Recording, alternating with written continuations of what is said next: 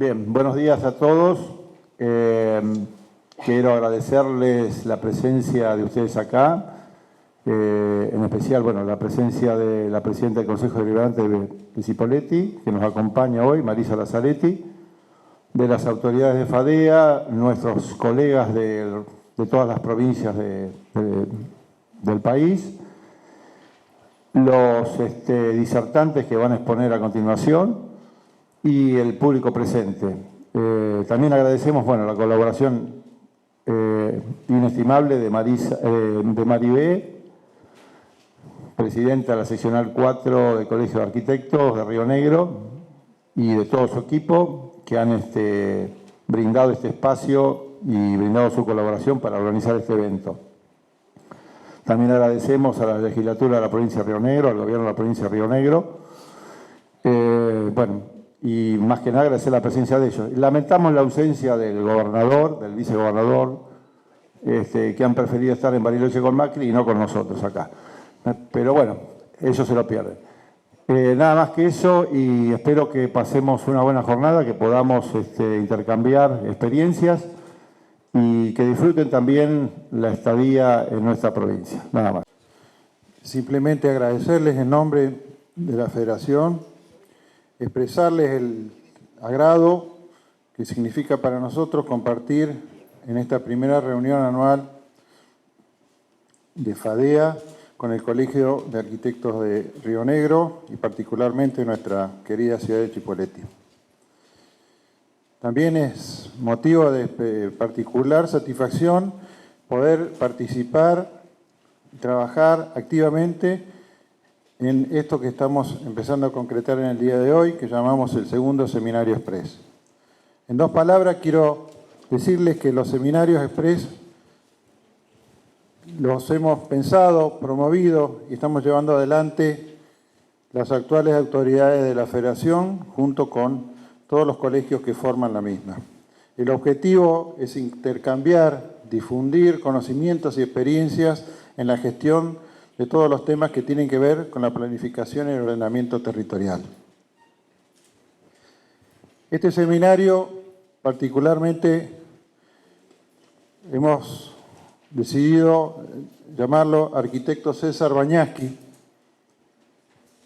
Para muchos de nosotros, un hombre tremendamente admirado, cuya semblanza les va a contar en un ratito la doctora Susana Bandieri.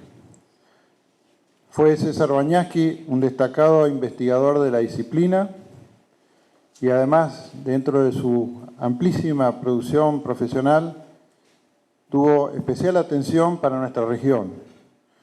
Nos dejó trabajos que hoy y seguramente por mucho tiempo son y serán piezas fundamentales para cualquier abordaje de la disciplina. Estamos seguros que este seminario será útil en tanto y cuanto todas las reflexiones, propuestas, críticas, autocríticas, están pensadas con un espíritu absolutamente propositivo. Ese es el espíritu con el cual hemos pensado y seguramente así será, básicamente por el aporte de los expositores y de todos ustedes. Por eso agradecemos a la autoridad municipal, porque entendemos que más que un acto protocolar, estamos haciendo desde nuestra profesión, desde nuestro lugar, aportes para dar respuesta a las demandas que nos plantean hoy la sociedad en un mundo tremenda y vertiginosamente cambiante. Los dejo entonces en la palabra a la señora presidenta. Gracias. Muchas gracias. Es un gusto estar representando en este momento a la Municipalidad de Cipolletti. Yo soy cipoleña nativa y tuve el gusto de conocer a César Bañaski en mis épocas de los años 80 y pico, cuando muchas veces venía a Río Negro a capacitar a arquitectos, trabajadores sociales, a todos los actores de la comunidad, y el gusto de empezar a comprender de sus palabras y de los escritos que él ha dejado la importancia de la planificación multiactoral o planificación estratégica, de manera tal que es muy auspicioso, insisto, en que Cipolletti sea sede de esta primera reunión anual de la FADEA. Todo lo que contribuya al conocimiento, al intercambio de los especialistas con la gestión de gobierno es de suma importancia, y en esta gestión municipal tendrá todo el espacio, toda la fuerza que se requiera para que trabajemos en conjunto con los colegios profesionales, todas las entidades intermedias. Ese es el perfil que tiene esta gestión de gobierno. Y es una preocupación también que tenemos sobre reflotar en Cipolletti el Consejo de Planificación, de manera tal que aprovecho este espacio para convocar al Colegio de Arquitectos de la ciudad para que en el corto plazo podamos reunirnos y empezar a iniciar las acciones necesarias para reflotar este organismo que es de suma importancia, para poder entender cómo va a crecer nuestra ciudad de Cipolletti, hacia dónde se va a extender, qué otros actores debemos incorporar en esta mirada territorial que hay que hacer de la ciudad. Así que nuevamente muchísimas gracias por invitarme a estar acá, poder escucharlos a ustedes, ver que hay un programa interesante de contenidos, y el municipio de Cipolletti, por supuesto, a disposición de todos los aportes que ustedes, que la Federación quiera hacer. Muchísimas gracias. Es un gusto y un honor para mí estar acá hablando de un colega y también amigo como César Bañaski. Agradezco a la Federación Argentina de Entidades de Arquitectos y al Colegio de Arquitectos de Río Negro, y sobre todo lo hago a través de la persona del arquitecto Jorge Villar, que de algún modo ofició de intermediario y me hizo llegar esta gentil invitación. Teniendo en cuenta el tema de este seminario, visión y gestión de planificación en áreas metropolitanas, yo creo que nada más justo que dedicarle este evento a César Bañaski. Yo lo que voy a hacer es una semblanza de su trayectoria profesional y también de su persona, porque sería injusto si no hablara de las cualidades personales de César, y de incluso cuál fue mi vínculo como historiadora, mi vínculo académico con él. César Bañaski había nacido en 1929 y falleció justamente el 2 de marzo de 2003, es decir, que ayer, no sé, supongo que por casualidad, se cumplieron 13 años de su fallecimiento, tenía 73 años. Él había pasado su infancia en el Alto Valle, y aunque su fecunda labor científica la desplegó en distintos lugares del país e incluso internacionales, siempre mantuvo una estrecha conexión, un estrecho contacto con la zona y con la Patagonia, a la cual venía con mucha frecuencia, e incluso eso también se traduce en su producción, en numerosos artículos que no voy a mencionar porque sería muy largo, pero sí voy a hacer mención de dos de sus libros que, si bien tienen sus años, son publicados aquí en General Roca. Me parece que aún hoy tienen una validez extraordinaria y que todos aquellos que estudien geografía, turismo, historia, planificación deberían leerlos.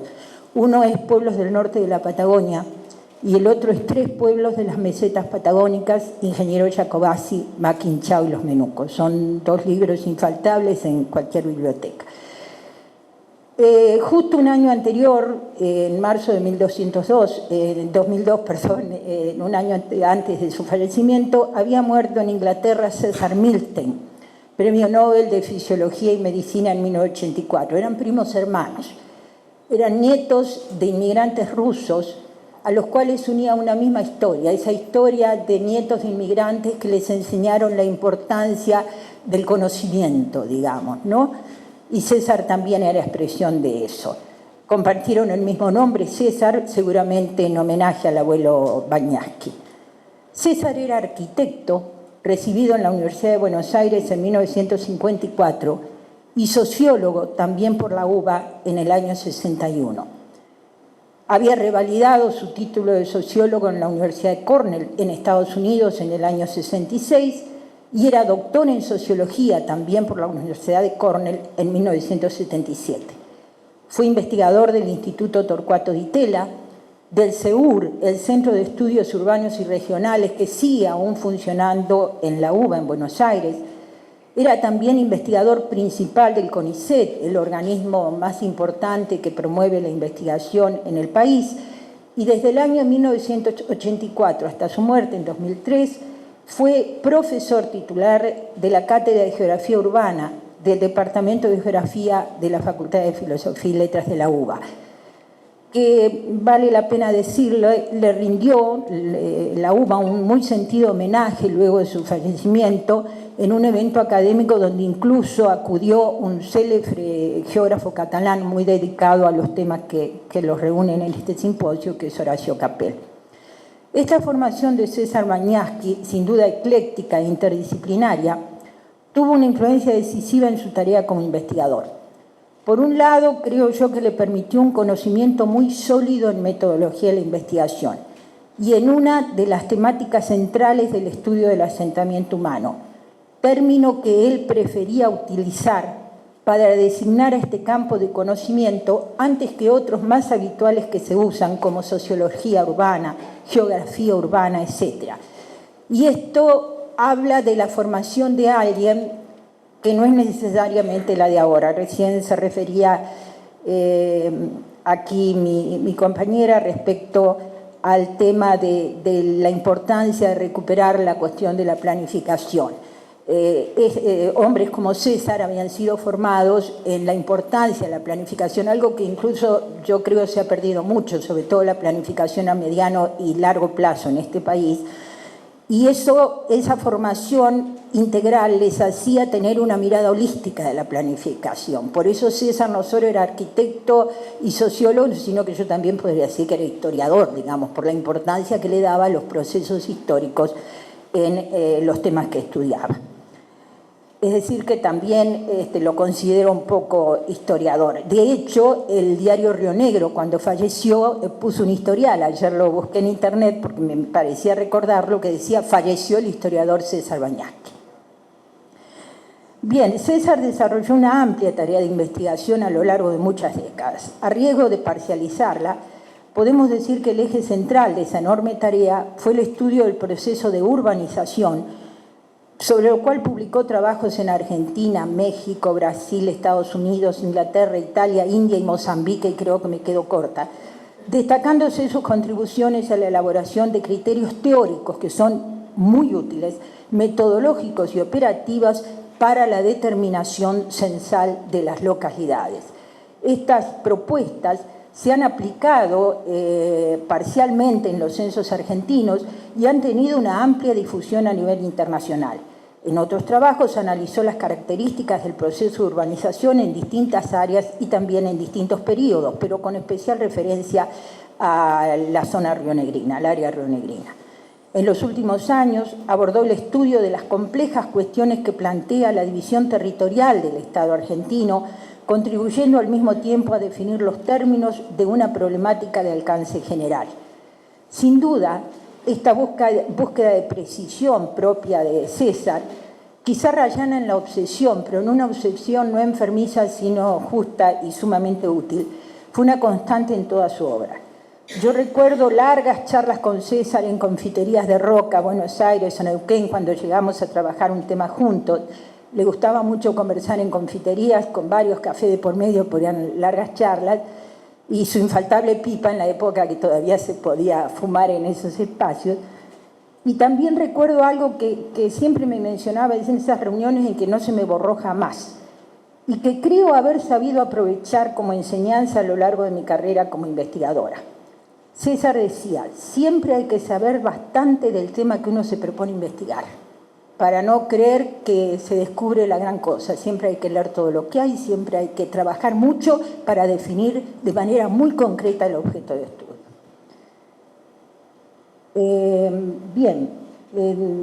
Si algo caracterizó la obra de Bañaski fue la neta conciencia de que el análisis de los procesos para tener validez científica requieren de una definición rigurosa de las entidades involucradas en esos procesos y de los procesos mismos. En otras palabras, todos sus trabajos se basaban en una rigurosa construcción del objeto de estudio. Ahí es donde hablo yo del trabajo obsesivo útil, digamos, y no dañino, ¿no? De esto su preocupación por temas como la definición censal de localidades, con relación a la cual produjo algunos de sus aportes más conocidos. Estaba claro que la definición de localidad como municipio, que es una definición jurídico-administrativa, era inadecuada para el análisis de ciertos procesos, por lo cual él proponía otros dos criterios alternativos. El criterio físico, la localidad como aglomeración, la así llamada mancha urbana, y el criterio interaccional, es decir, la localidad como comunidad local, como conjunto de actores vinculados por redes de interacciones cotidianas en el cara a cara. Y esa definición es absolutamente útil para cualquier investigación que uno se proponga en estos temas. Con relación a este último criterio, podemos decir que los trabajos de César se adelantaron a su tiempo. Propuso un método para delimitar localidades a partir de los desplazamientos cotidianos de la población, aplicando el concepto estadístico de clausura. En una época en que todavía no existían las computadoras y en un país donde los censos no incluyen, o por lo menos las computadoras personales, y en un país donde los censos no incluyen una pregunta que permita identificar esos desplazamientos. La creciente expansión de los ámbitos de movilidad cotidiana y el consiguiente desfase con respecto a los ámbitos definidos a partir de criterios físicos o jurídicos vuelven este criterio cada vez más necesario. Ustedes hoy a la tarde van a tener oportunidad de escuchar a alguien que está en nuestro propio centro, Germán Pérez, un joven geógrafo de la Universidad del Comahue que justamente trabaja este tipo de ideas y ahí van a lograr dimensionar mejor la utilidad de estos conceptos. Muchos otros trabajos de César merecerían comentarios que exceden las posibilidades de este brevísimo homenaje. Por ejemplo, su estudio sobre la aglomeración del Gran Buenos Aires, donde elaboró una serie de mapas que permiten apreciar la expansión de la aglomeración urbana desde sus orígenes hasta fines del siglo XX, o sus análisis de los sistemas de asentamientos humanos en la Patagonia, o sus estudios sobre los procesos de urbanización, crecimiento urbano y crecimiento urbano diferencial por rango de tamaños de localidades en la Argentina, o más recientemente, prácticamente antes de morir, sus análisis sobre la división político-territorial del Estado argentino, mucho más compleja de lo que nosotros solemos suponer. Precisamente este último trabajo de Bañaski fue publicado en una revista de Barcelona, Scripta Nova, en abril de 2004, un año después de su fallecimiento, bajo el título Cuando el caos caracteriza la división oficial del territorio del Estado a propósito de los municipios argentinos. Se los recomiendo especialmente y está en internet, se puede leer. Está bajado en sistema. ¿Cómo fue que me vinculé como historiadora profesionalmente a César Bañaski? Nosotros en Neuquén, en el Departamento de Historia de la UNCO, yo había dirigido un equipo de investigadores hace bastantes años que había estudiado en detalle el proceso de distribución de tierras en lo que era antiguamente el territorio nacional de Neuquén. Ustedes saben que estos espacios recién fueron provincias a mediados de la década de 1950, eran territorios nacionales absolutamente dependientes del Estado central. Como necesitábamos saber quién era quién en Neuquén, hicimos un estudio muy minucioso de cómo se había producido la distribución de las tierras públicas después de la conquista militar de los espacios y de las sociedades cívicas. Bueno, un estudio que nos llevó mucho tiempo y que nos rompió con viejos mitos. Nosotros creíamos que las tierras se habían entregado por ley de premios militares para quienes habían hecho la campaña con Roca, o con una idea rentística del Estado argentino, es decir, que ganadas las tierras al indio se las sometieron a venta para adquirir renta para el Estado. Y nos llevamos una sorpresa, y creo que eso es lo que le entusiasmó a César cuando conoció lo que habíamos hecho. ¿Qué sorpresa nos encontramos? Que la mayoría de la distribución de la tierra en la provincia de Neuquén se había hecho por una vieja ley, esto es un paréntesis cortito, pero les creo que les va a entusiasmar, se había hecho por la vieja Ley de Inmigración y Colonización de Argentina, que es de la presidencia Avellaneda ya por comienzo de la segunda mitad del XIX. Es decir, que se entregaron las tierras a empresarios particulares para que estos empresarios particulares las colonizaran. Había 34 entregas de superficies muy grandes, porque se podían entregar hasta 80.000 hectáreas gratuitamente por el Estado a esos empresarios particulares, y estudiamos los 34 casos. ¿Y qué descubrimos? Que de los 34, todos, absolutamente todos, eran los nombres más importantes de la oligarquía, la vieja oligarquía porteña y bonaerense, que nunca colonizó nada y que 20 años más tarde por una ley las vendió. ¿Quiénes eran? Eduardo Madero, el jefe de Puerto de Buenos Aires, Eduardo Pico, el jefe de la Dirección de Tierras. Bueno, les podría dar los 34 nombres y les llamaría la atención porque son todos muy conocidos, aunque sea por tener el nombre de una calle. Pero el ejemplo más interesante es Francisco de Uriburu. Francisco de Uriburu era ministro del Interior de Juárez Celman, del presidente Juárez Celman. Tenía 80.000 hectáreas para colonizar. Su mujer, que además era su prima hermana, Dolores Uriburu de Uriburu, tenía otras 80.000. Su hija, Elisa Uriburu de Castel, tenía 80.000. Su nieto, Luis Castel, otras 80.000. ¿Saben quién era Luis Castel? El yerno, o sea, estaba casado con Josefina Roca, la hija de Julio Argentino Roca. Sí, ¿qué habíamos descubierto? Que en todas épocas se cocieron habas en este país. Es decir, los grupos más vinculados a la política y a los grupos de poder político y económico se habían quedado con las tierras gratis, nunca vinieron. 20 años después, el mismo Congreso les saca una ley, los convierte en propietarios, nunca colonizaron nada, las vendieron. Entre otros, una compañía chilena muy grande, la Chile Argentina. Pero esto es parte de nuestra investigación, pero esto es lo que le entusiasmó a César. César, cuando vio lo que estábamos sacando, le cambiaba lo que él no sabía del proceso histórico. Entonces nos sugirió hacer un trabajo juntos, que lo financió el CONICET, para todos los territorios nacionales. Es decir, cómo se había producido la distribución de tierra, y descubrimos que en todos los territorios era igual. Trabajamos muy bien con César esto. Llevó años, el financiamiento fue del año 96, lamentablemente no se alcanzó a publicar antes de que falleciera. Lo publicamos nosotras con una colega en memoria de César más adelante, en un libro que, bueno, circuló mucho en Argentina. Es decir, que yo aprendí mucho de César Bañaski trabajando con él. Ya para terminar, este relato sería incompleto si yo solo me refiero a la obra de César y no hago algunas referencias breves a su personalidad. Bañaski reunía características que a veces no es fácil encontrar en una sola persona. Tenía una honestidad intelectual a toda prueba, una entrega absoluta a su tarea de investigador, una amplísima y profunda cultura general propia de esas generaciones y, por sobre todo, un trato humano sencillo y respetuoso, siempre dispuesto al diálogo más allá de las diferencias epistemológicas, ideológicas o culturales que pudiera tener con quien hablaba. En ese sentido, entonces, César Bañaski es también un ejemplo de compromiso ético, que es siempre la base, creo yo, de cualquier compromiso valioso. Y por último ya, que el recuerdo de este maestro contribuya a afianzar en este simposio el clima de diálogo, reflexión crítica y buen humor que sin duda él hubiera promovido con su sola presencia. Muchas gracias. La verdad que tengo que confesar que después de haber escuchado la semblanza de César Bañaski, uno entra un poco arrugado. Pero bueno, y lo digo con toda franqueza. Básicamente, en pocas palabras, quiero hacerle una introducción a los objetivos, la estructura y lo que esperamos del seminario para ya arrancar definitivamente con los expositores a la tarde.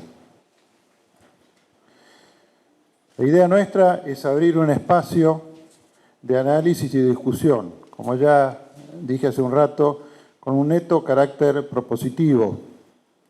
Y también estamos seguros que no se agota en este seminario, sería presuntuoso ir en tal sentido. Las conferencias serán desarrolladas por representantes de entidades y organismos públicos y privados. Hemos tratado de que nos acompañen, y creo que lo hemos conseguido, especialistas de distintas disciplinas, concurrentes a la temática de planificación y ordenamiento.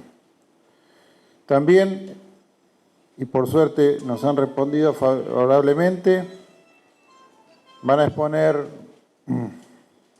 personas que se desarrollan en el ámbito académico, como otras que tienen experiencias de gestión.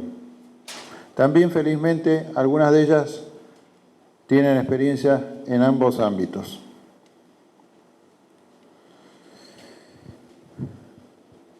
Solo queremos generar un ámbito, una plataforma de comunicación.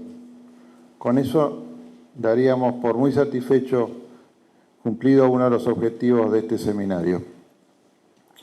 Para que futuros análisis puedan tener en cuenta estos aportes en la formulación de planes y proyectos.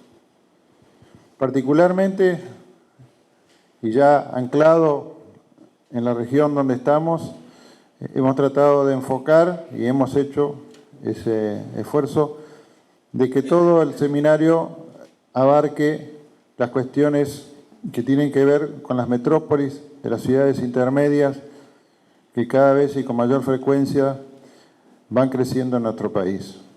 El área metropolitana del Alto Valle de Río Negro y Neuquén ya dejó definitivamente de ser lo que César Bañaski decía, una metrópolis sin ciudades, para ser definitivamente un área metropolitana con centro en la ciudad de Neuquén.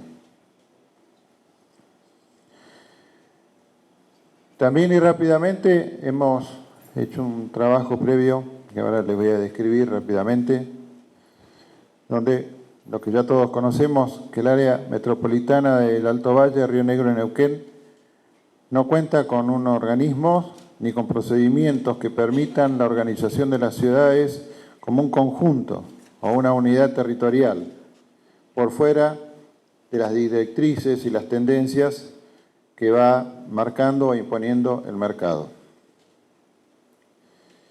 ¿Por qué decimos esto?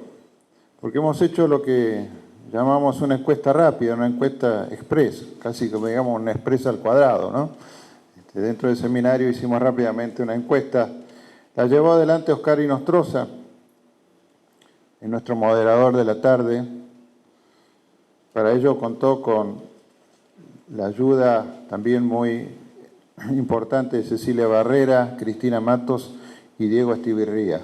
A todos ellos realmente muchas gracias, porque, bueno, los que los conocemos, esta encuesta tiene la caracterización minuciosa con que Oscar encara todos sus trabajos.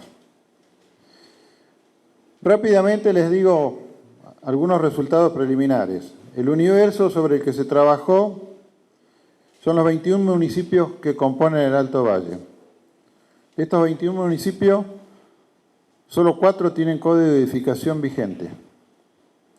También 4 tienen código de planeamiento vigente y hay 2 cuyos códigos ya están obsoletos. Hay 2 municipios que tienen plan estratégico vigente y hay otros 2 que en su momento lo iniciaron y luego fueron discontinuados.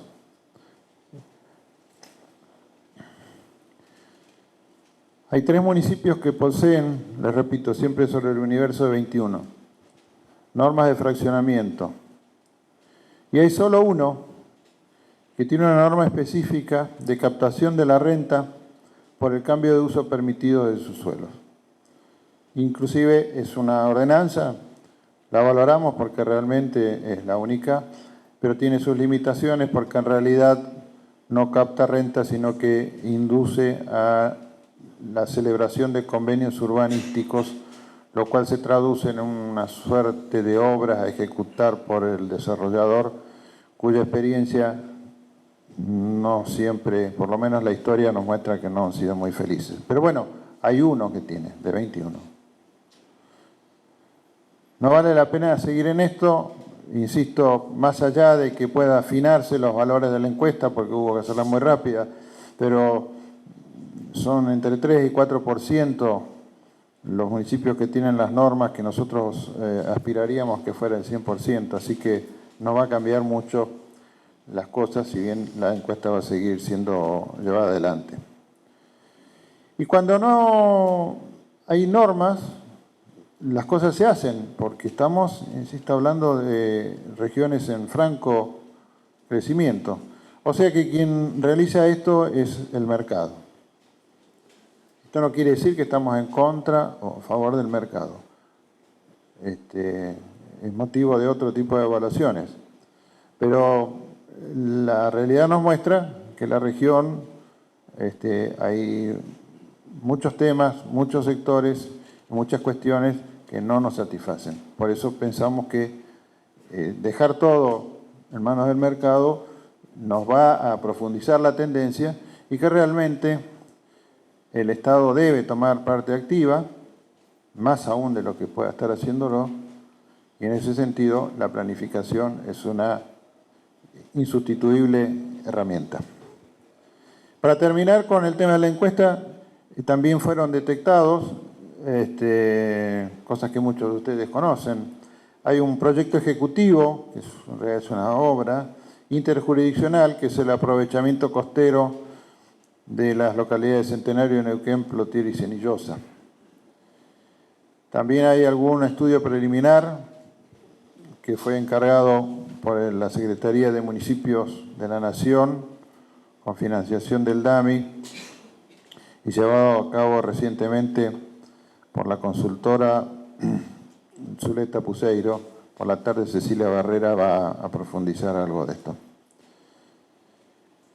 También hay dos estudios también muy parciales, que son el plan director del área meseta, el llamado lote Z1 en Neuquén, y un plan de ordenamiento del del lago Marimenuco. Estos son dos trabajos que llevó adelante el Colegio de Arquitectos de Neuquén.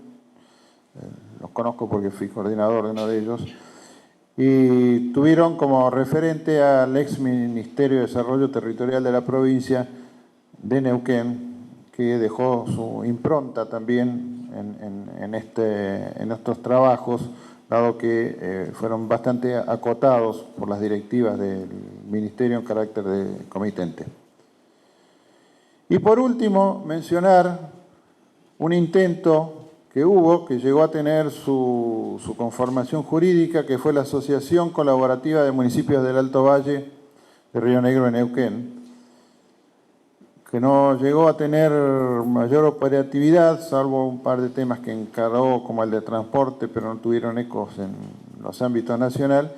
Y esta asociación está absolutamente desactivada a partir del año 2011 por la voluntad política de las autoridades municipales, estando a la cabeza de quien decidió desistir de este ámbito, el municipio de Neuquén. Digo esto porque realmente fue una iniciativa realmente muy loable y quizás lo más cercano a lo que nosotros pensamos que deben ser los inicios de esta gestión del territorio metropolitano, pero, insisto, hace ya 4 años que está desactivado. Sobre estos temas, también quisimos no quedarnos en esta visión, para lo cual buscamos y nos contactamos con el ente de coordinación del área metropolitana de Rosario. El arquitecto Gustavo Chialvo es uno de los expositores de esta tarde y él va a mostrar en hechos concretos cómo se gestan, cómo evolucionan y cómo se gestionan estos organismos de gestión metropolitana.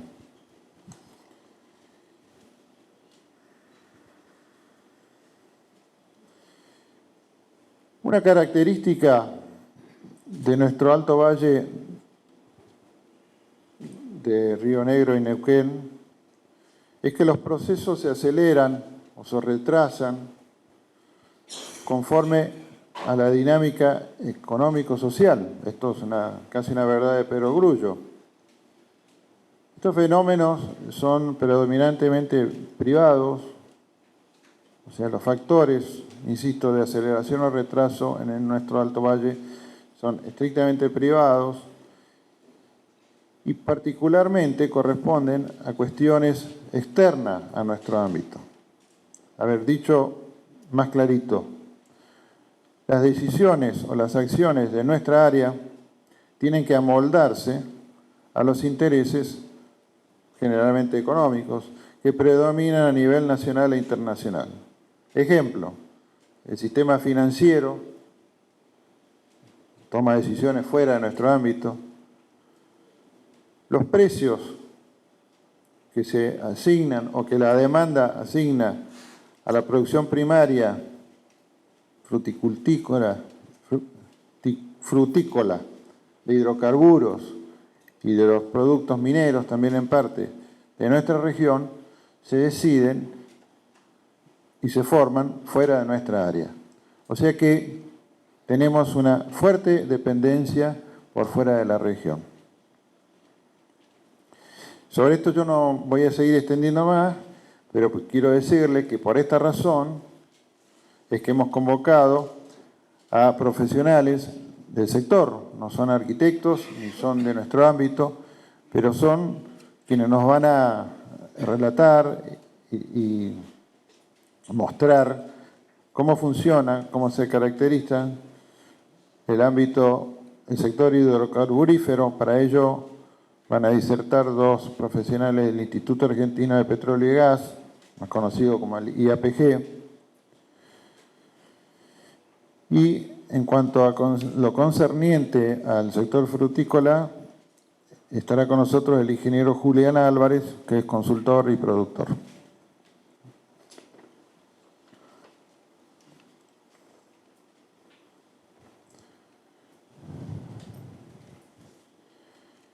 Para ir terminando, vamos a algo que no es más cercano, más parte de nuestro trabajo, que es cómo se va configurando las urbanizaciones metropolitanas. Claramente, y para esto el profesor Germán Pérez, becario del CONICET, nos va a dar detalles. Las urbanizaciones, las metropolitizaciones van dejando una configuración con netas características de segregación, en donde en un mismo ejido se encuentran barrios de alto valor, a veces cerrados, a veces no, barrios intermedios o zonas intermedias y numerosos casos, cada vez más, de tomas o asentamientos irregulares o precarios. Entendemos que cualquier abordaje, como debe ser el de nuestra disciplina, que tiene que tomar nota de todo lo que pasa en el territorio, tiene que tomar nota de todo. Por eso nos pareció muy importante tomar conocimiento de estas cosas desde una visión netamente inquisidora, e inclusive el profesor va a mostrar cuáles son los modelos a los cuales indefectiblemente vamos a llegar de no producir intervenciones para tratar de cambiar este rumbo. Todo esto que yo digo no es novedoso para quienes ejercemos esta profesión y tenemos esta inclinación o vocación acerca de las cuestiones de la planificación y el ordenamiento territorial. La historia nos muestra que siempre ha habido intentos de distintas escuelas. Lo que sí, sin entrar en el análisis de las mismas, lo que podemos decir que tanto desde los estudios, de las investigaciones y fundamentalmente de las gestiones del Estado, hay una larga tradición de marchas y contramarchas. Parte lo he relatado recién, donde ha habido intentos, organismos, organizaciones que están sujetos a vaivenes. Y vaivenes muy abruptos, porque 4 o 5 años en cualquier gestión, en cualquier organización del territorio es nada. También cabría preguntarse, algo mencionó la doctora Bandieri, que hacía con mucha frecuencia César Bañaski. ¿Qué valor tienen los antecedentes? ¿Qué valor tienen los trabajos que nos han nos precedieron. En este sentido, también es posible hacer algunos cortes. En los años 70, el auge de la planificación centralizada, dirigista, dicen algunos. Otros más benignos dicen que era la escuela, una versión latinoamericana, si se quiere, de la escuela de planeamiento de la Europa, que estaba en pleno proceso de reconstrucción posguerra, con un escenario que algunos economistas dicen la época de oro de la economía mundial, que fueron los años 60. Por ese entonces, todos pensaban que el estado de bienestar iba a ser el modelo que quedaría de por vida. En la década del 80, aún en nuestro ámbito, surgieron críticas a los modelos de planificación, a mi entender algunas justas, otras injustas, pero bueno, así son las cosas. Entonces apareció la escuela de la planificación más flexible y los primeros atisbos de la planificación estratégica. Rápidamente, cada 10 años son los ciclos, llegamos a los años 90. Las ideologías en auge de los años 90, obviamente, negaban, entre otras cosas, la potestad planificadora del Estado y reivindicaron a ultranza el mercado como el gran ordenador de las actividades, incluso los asentamientos humanos. Todo muy vertiginoso. Actualmente hay demandas sociales, hay problemas que resolver de aglomeración, problemas de servicios, hay muchas cuestiones. Y al Estado se lo llama cada vez más. Por lo tanto, yo creo que es el momento también de reflexionar nuestra especialidad, nuestra disciplina, cómo se inserta en estos procesos. Lo digo sin abrazar la simpatía por ninguna de las escuelas ni nada por el estilo, pero creo que las cosas están más allá. Las sociedades y las demandas cambian y cada vez más vertiginosamente, inmersos en una globalización que a veces nos deja sin respuesta, unas tecnologías que nos cambian los paradigmas, son muchas cosas. La verdad que el desafío es apasionante. Por eso creo que debemos revisar la forma de pensar y operar sobre las ciudades. La visión regional permite, a nuestro entender, dar una visión más clara y leer mejor el espacio construido. Nos queda mucho por andar. Estamos convencidos que se formularán proyectos y acciones usufructuando nuestra mirada como arquitectos, urbanistas, articuladas y enriquecidas con el resto de las disciplinas.